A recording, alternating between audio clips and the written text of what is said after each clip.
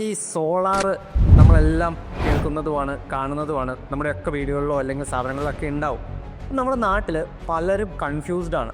പലരും പറയുന്നുണ്ട് എനിക്ക് സോളാർ വീട്ടിൽ ഇൻസ്റ്റാൾ ചെയ്താലോ എന്നൊരു ആലോചനയുണ്ട്, പക്ഷെ വേണോ വേണ്ടയോ എന്നൊക്കെയുള്ള കൺഫ്യൂഷനിൽ നിൽക്കുന്ന ഒരുപാട് ആളുകളുണ്ട്.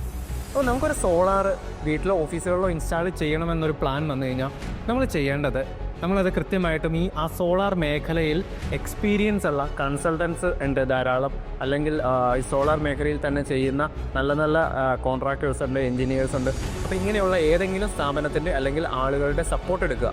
എന്നിട്ട് നമ്മുടെ KCB ബില്ല് വെച്ചിട്ട് നമ്മുടെ വീട്ടിലെ കൺസപ്ഷൻ, വീട്ടിലെയോ ഓഫീസിലെയോ കൺസപ്ഷൻ നമ്മൾ കൃത്യമായിട്ടും അവരുമായിട്ട് സംസാരിച്ച് അവരുടെ എക്സ്പെർട്ടൈസ് എടുത്ത് നമ്മുടെ വീട്ടിലെ കൺസപ്ഷൻ നോക്കിയിട്ട് വേണമെങ്കിൽ ഒരു ടീമിനെയൊക്കെ ഹയർ ചെയ്ത് വീട്ടിലൊരു ഇലക്ട്രിക്കൽ ഓഡിറ്റൊക്കെ നടത്തി നമുക്ക് നമ്മുടെ കൺസപ്ഷൻ കണ്ടുപിടിക്കാം, KCB ബില്ലുമായിട്ട് നോക്കാം.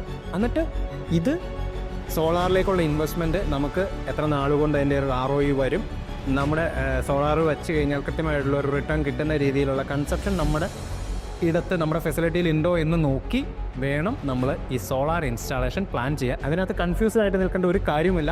ടെക്നിക്കൽ എക്സ്പെർട്ട് എടുത്താൽ നിങ്ങൾക്ക് വളരെ ഈസി ആയിട്ട് നിങ്ങളുടെ കൺഫ്യൂഷൻ ക്ലിയർ ചെയ്യാം. ഇനി അങ്ങനെ കൺഫ്യൂസ്ഡ് ആയിട്ട് നിൽക്കുന്ന ആരെങ്കിലുമാണ് നിങ്ങൾ എങ്കിൽ തീർച്ചയായിട്ടും എനിക്കും നിങ്ങളെ സപ്പോർട്ട് ചെയ്യാൻ സാധിക്കും.